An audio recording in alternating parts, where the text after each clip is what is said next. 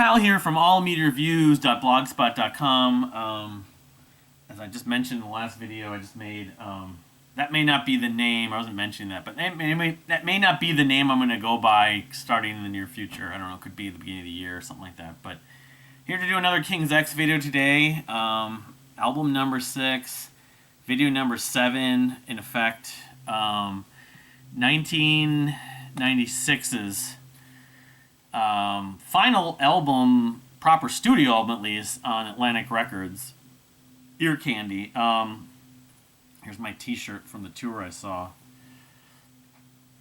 Was basically my era when I came in, because that was the year that I became a fan, and my kitty cat's coming in here again. Yeah, I don't know if it has it does have the whole track list on here. It's kind of cool. This t-shirt has definitely been worn, and it definitely needs some maintenance. What are you looking for? Here's the CD. And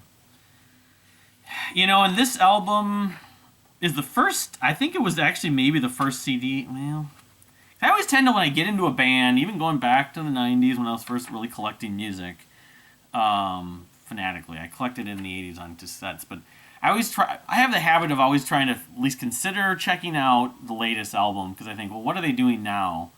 And this was the album that had come out, because I became a fan not just a few months after, because it was released May 20th, 1996, Ear Candy.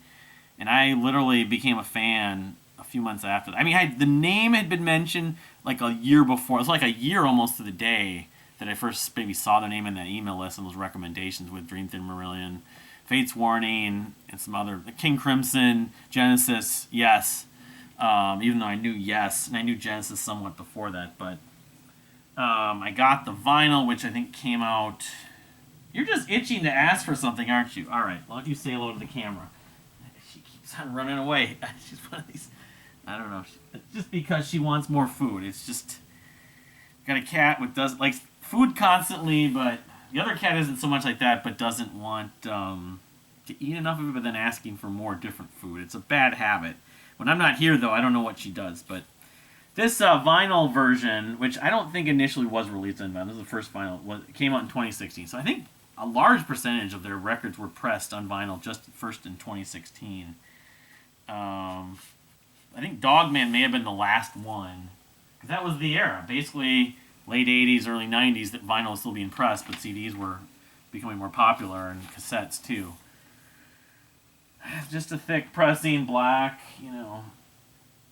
But this was the first, like I said, this is the first album that was new in effect. I mean, it really was the next one, I guess, but it was within a few months of the time. So this was like sort of the album that was talked about and thought of for the new fans. And little did I know at the time when I was just checking them out how like the transitions they were going through with this record. And I mean, listening to their older music like Faith of Love or Gretchen, I did hear a difference, but this one, to me, it was still a good record because it flowed really well and it was very catchy and poppy in a way. And the color of it, this bright psychedelic, poppy, happy color, reflected that to me. But I was being in, that was the sort of the start of when I was just getting obsessed with progressive rock and progressive metal, Dream Theater especially. I'd been going through Rush, but although King's X being a trio, of course, we're like Rush in that sense. The funny thing is, I remember at that show, I think I mentioned that in a previous video, at the show that I saw them in '96 with Galactic Cowboys at the Mirage. I mentioned that last week. I talked to some guys, and they said they had talked to, I think it was Jerry. Talked to the drummer and asked them if they were Rush fans. They're like, well, not really. I mean, we know some of their music, but they're not. But the thing is, I was reading the book now. I've read a lot of the book since the last video. I've gone too far ahead, so I think I'm gonna take a break for like a week until I catch up listening. So, Ray Daniels, after they parted ways with Sam Taylor, took them on for a little while. Not ultimately, I don't think, but he took them on. He was their manager. So Ray Daniels was Rush. They wanted to tour with Rush, but King's X did not want to go out and tour, I guess, in the summertime. That would have been something to see them open for Rush. Oh, that would have been remarkable. And Rush, of course, at that time, '96, wasn't really looking to have opening bands. Although before that, because the first time I saw Rush in '94, Primus opened, so it was the day that Kurt Cobain had died, unfortunately. But this album, I mean, it's very catchy. This sort of yellow, blue, green, red, kind of colorful, rainbow-esque scheme really fits like the sound of it in a lot of ways. As opposed to Dogman, which was, I mean, it was catchy at points, but Dogman was not as happy. This is a happier record in some ways. The thing I'll say, I was thinking about that today and revisiting it, of course. This one was the album that I probably listened to, I mean, a fair amount, just because I saw them on that tour and then saw them a bunch of tours, and this was the current, most recent album, so I listened to it a lot. It flows really well, and there aren't really any songs that I really need to skip. There's only a few sort of lesser tracks, but even the lesser tracks I like. The Train, a box especially is even better live, but a box that sort of, even though it's repetitive, they'll sort of crescendo and build, and that vibe and atmosphere and feeling it gives you. It's kind of like an escapist song, but it's wonderful live, but it still works well on the studio version here. Mississippi Moon is very power pop-ish. Blue and Gold. Yeah, I was reading about that, how that was basically Ty, because he's from Mississippi, and the Blue and Gold was like his high school team or something like that.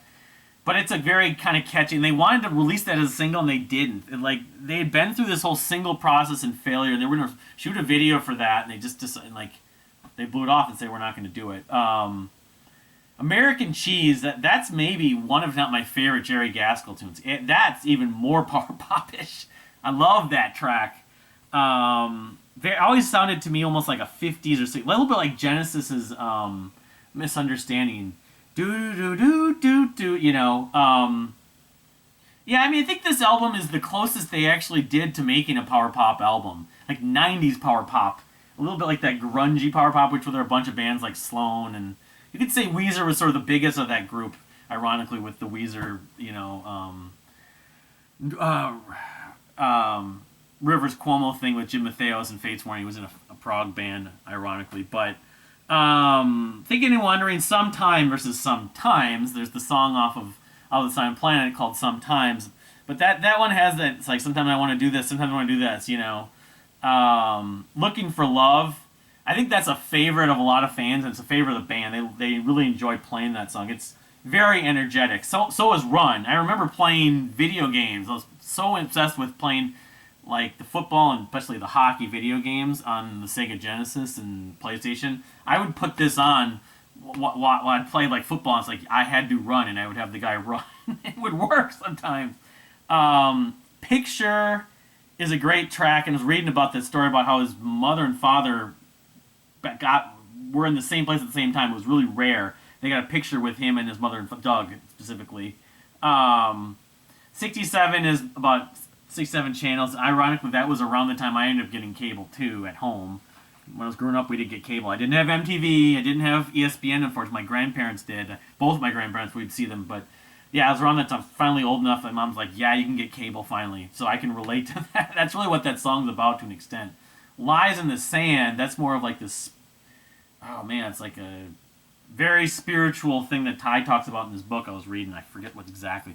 Fathers is sort of it's a little bit more of a, it's a love letter, but it's kind of dark at points. Thinking and Wondering, I think that's an okay track, but it's just sort of stripped down. It's just very straightforward. And I guess the original version of that, yeah, was really heavy. I've never heard the heavier version. I guess it was on like the B-side or a single or something like that. I'm pretty sure, like, fans, they sold it maybe on Moken Music. Fans have heard it. I don't think I've ever heard it, but I should seek it out. It's probably on YouTube or maybe even on Spotify. I'm not sure. But so I had to actually, I want to just, before I conclude everything with, I didn't pull up my list. With Ear Candy, 1996 Ear Candy. I think this is it. Yeah, no, this is this year's list. This is it. I had a couple things totally wrong, which I didn't know, in fairness, reading this book about Dogman. Dogman, the Doug-only vocals was not, as Ty explained in here, was not the producer, uh,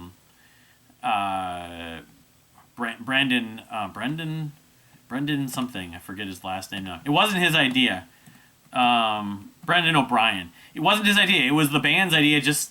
They just decided that we want to have Doug sing all these. It was the kind of thing they were going for. What's the other thing on here? Well, I was correct about the song "Fool You" was about Sam Taylor. But there was one other thing about Dogman that's gonna bug me. Oh well, maybe I'll remember it again. It was because the other day I was reading through this. And I was reading what I after my review of Dogman. I was thinking, what did I just totally got that wrong.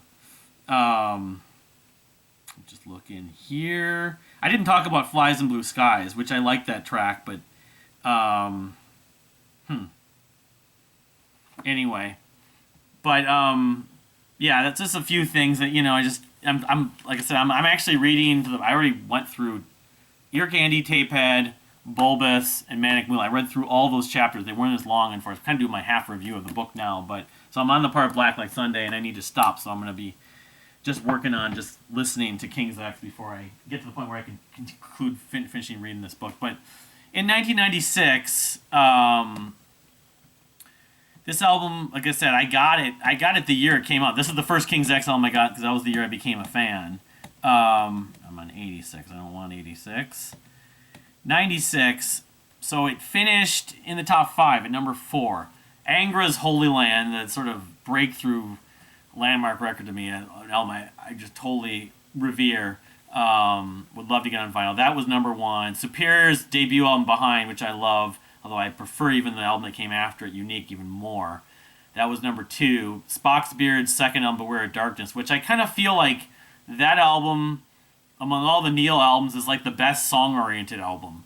And I always struggle with ranking those albums, the Neil Morse Spock's Beard, but so that's number 3, and then this is number 4. Yeah, and then I had I, Mother Earth, Scenery, and Fish, which that would have been a great tour if King's X could have toured with them. Victor, Rush-related, singer from I, Mother Earth, former singer. Victor, the Alex Lifeson Project, number 6. Galactic Cowboys, Machine Fish, 7.